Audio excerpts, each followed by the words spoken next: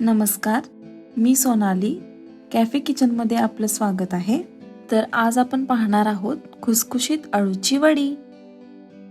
चला तर मग सुरुवात करूया.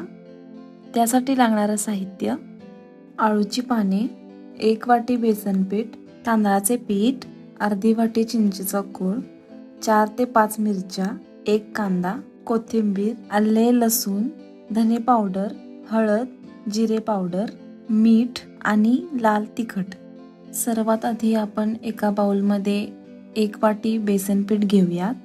त्यानंतर त्यामध्ये 2 चमचे तांदळाचे पीठ, अर्धा चमचा हळद, 1 चमचा धने पावडर, 1 चमचा जिरे पावडर, अर्धा चमचा लाल तिखट आणि चवीनुसार मीठ. हे आपण मिश्रण एकत्र करून घेऊयात. त्यानंतर कांदा बारीक चिरून घ्यायचा आहे. त्यानंतर मिरची, आले, लसूण, कोथिंबीर हे सर्व आपण चिरून घेऊयात. त्यानंतर हे सर्व आपण मिक्सरला बारीक करून घेऊयात. आता हे बारीक झालेलं मिश्रण आपण त्या पिठामध्ये मिक्स करून घेऊया. त्यानंतर आपण जो चिंचेचा कोळ घेतलेला आहे अर्धी वाटी, तो आपण मिक्स करून घेऊयात. आणि आता हे मिश्रण एकत्र करून घेऊयात. थोडं पाणी टाकून ते छान मिक्स करून घ्यायचं आहे.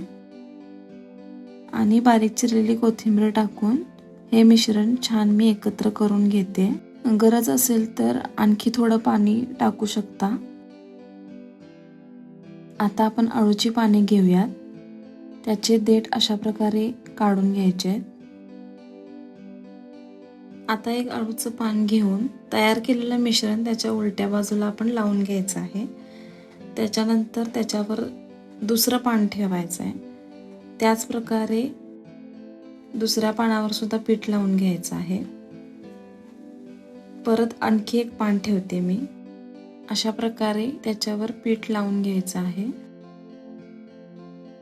त्याच्यानंतर आपण अशा प्रकारे रोल करून घ्यायचं आहे. त्याचा आपण 2 प्रकारे रोल करू शकतोय. हा असा एक रोल आहे आणि हे आपण दुसऱ्या प्रकारे असाही रोल करू शकतो.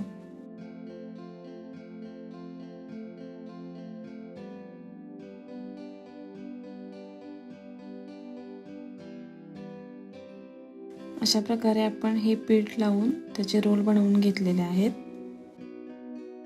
आता आपण ते स्टीमसाठी ठेवायचे आहे. त्यासाठी आपण एका कढईमध्ये थोडंसं पाणी घेऊन त्याच्यावर चाळण ठेवायची आहे. त्या चाळणीला थोडंसं तेल लावून घ्यायचं आहे आधी. त्यानंतर ते बनवलेले रोल आपण त्याच्यामध्ये ठेवायचे आहेत आणि आपण हे 15 मिनिटासाठी स्टीम करून घ्यायचं आहे. स्टीम झालेला आहे. आता आपण एका प्लेटमध्ये काढून घेऊया. तोपर्यंत आपण एका कढईमध्ये तेल टाकून ते तेल गरम करत ठेवूयात. आता आपले हे रोल थंड झालेले आहेत. त्याच्या आपण वड्या कट करून घेऊयात. अशा प्रकारे त्याच्या वड्या कट करायच्या आहेत. जर त्या वड्या चाकूला चिटकत असतील तर आपण त्याला थोडंसं तेल लावून घ्यायचं आहे आणि अशा प्रकारे वड्या छान कट करून घ्यायच्या आहेत.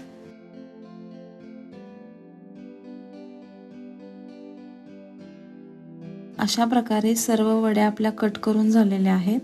आता आपण त्यांना डीप फ्राय करून घेऊया. आणि अशा प्रकारे त्या खरपूस होईपर्यंत आपण डीप फ्राय करायच्या आहेत.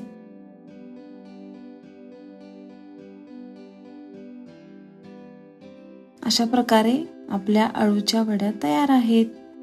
एकदा नक्की करून बघा आणि कमेंटमध्ये मेन्शन करा. धन्यवाद.